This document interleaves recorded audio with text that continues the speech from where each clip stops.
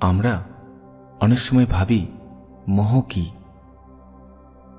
বন্ধুরা, আপনি জীবনে কখনো না কখনো কোনো কিছু পাওয়ার কামনা অবশ্যই করেছেন।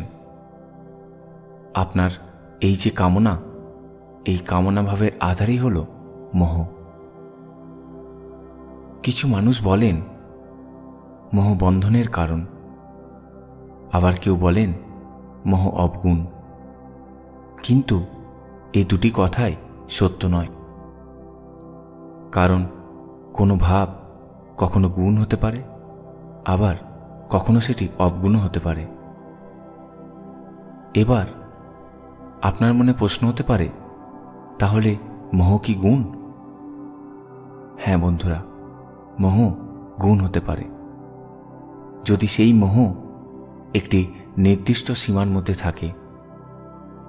যেমন পরিবারের মোহ সীমায় থাকলে সেটি মমত্বকে জন্ম দেয়, আর যদি সীমার অধিক হয়ে যায় তাহলে সেটি বৈরাগ্যের জন্ম দেয়। কারণ আবশ্যকতার থেকে অধিক মোহ মানুষকে সর্বদা দুর্বল করে তোলে, আর দুর্বলতা মানুষকে সর্বদা নাশের দিকে নিয়ে যায়।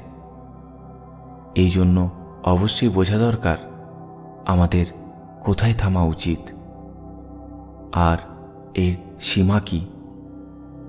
কারণ যে না থামবে তার বিনাশের গর্তে যাওয়া নিশ্চিত।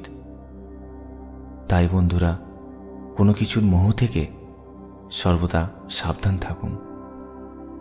ধন্যবাদ।